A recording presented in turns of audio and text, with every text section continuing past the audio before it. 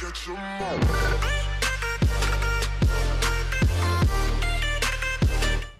Hey guys, PokéDan here. With the Pokemon community really hyped for the next Pokemon games due to release later this year, that got me thinking about what I actually liked about Pokemon Sun and Moon. And one feature from the games that I liked was the new Alolan forms. In fact, the only thing I disliked about Alolan forms was that there wasn't enough of them. So with the help of my good friend KarlosPokemon, we put together a list of the top 10 Pokemon we think should have Alolan forms in Pokemon Ultra Sun and Ultra Moon. And if you guys didn't know, this is part 2 of our 2-part collab, and the first half can be found over on my channel. So once you're done here, be sure to check that out. And like Dan said, we'll be discussing Pokemon we think should get Alolan forms. However, if we don't mention a Pokemon you thought should be on this list, be sure to let us know about it in the comments section. But with all that being said, I hope you guys enjoyed this video, and let's get started.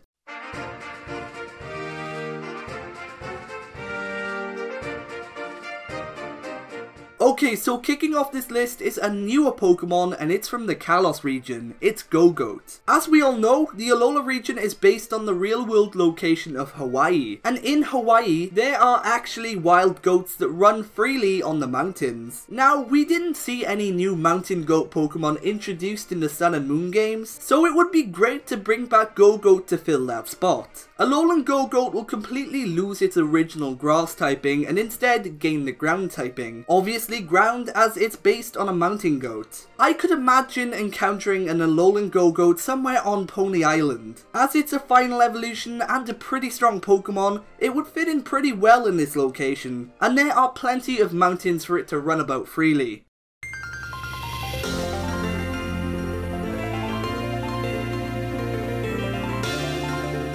Next up on this list is the Pokemon Mantine. Honestly, I was quite shocked to find that Mantine wasn't native to the Alola region to begin with. It's a really tropical Pokemon, and Hawaii is also inhabited by Manta Rays, which is what Mantine is based on. As it is now, Mantine is the typing of water and flying, and due to its many weaknesses, this isn't a great typing for it. So we thought it would be cool for an Alolan Mantine to be based on the Electric Ray, which is a species of Manta Ray that is capable of giving off a nasty shock if it believes it's in danger. Also, the Electric Rays can be found in Hawaii, so it would make sense for Alolan Mantine to be based on this creature too. We know that Stunfisk is partially based on this animal too, but due to it not being the best Pokemon, we think that Alolan Mantine deserves a shot. Due to its new origin, we think that Alolan Mantine should be a water and electric type, a great typing that's much better than the typing it has now. It only feels right that this Pokemon should be an Alola, so let's hope it happens.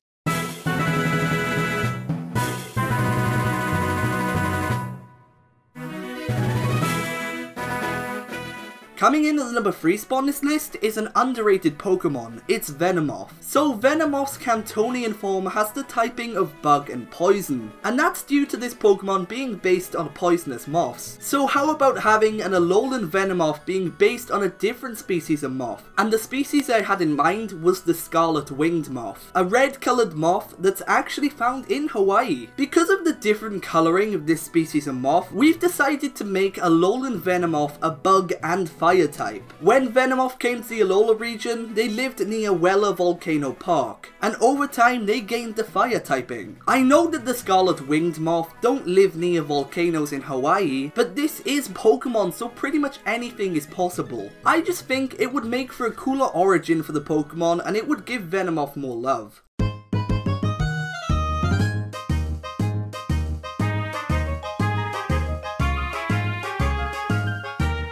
Number 2 spot on this list are 2 Pokemon, being Vileplume and Blossom. Ever since Blossom existed in Gen 2, these Pokemon have been rivals and they both share the same evolution line too. Everyone knows which evolution they prefer their Gloom to evolve into, but if these Pokemon gained Alolan forms, that decision might just change. Like with Mantine, we thought these Pokemon would be in the Alola region, but they aren't, which is just a shame. We thought of some unusual plants for these Pokemon's Alola forms, and we settled with Alolan Vileplume being based on the Corpse Plant and Alolan Blossom to be based on the Dancing Girl's flower. None of these flowers can be found growing wild in Hawaii, but they are cool origins for these flower Pokemon regardless. Alolan Vileplume would have its new typing of Ghost and Poison, and Alolan Blossom would be Grass and Fairy type. These typings just match the flowers they're based on, and I'd love to see this happen in the new games.